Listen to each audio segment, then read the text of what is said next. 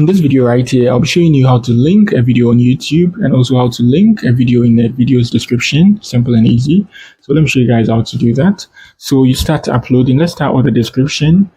So you just start with your upload, you enter your title here, and this is the description. This is where you find the description.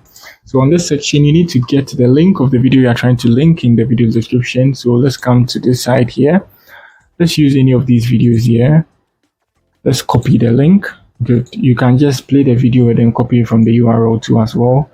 And then you hop on here again, and then you paste it. So you can just give it a description, maybe delete chat GPT on mobile.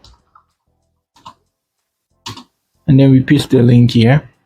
Good. So now we have this link here added to this video. So when you go to the description, you're going to see this here. When you tap on it, it takes you to this ChatGPT delete video. Good. And then another way in which you can link video internally on YouTube is when you're trying to upload it, you just move to your element here. You can see element here and you can see cards here.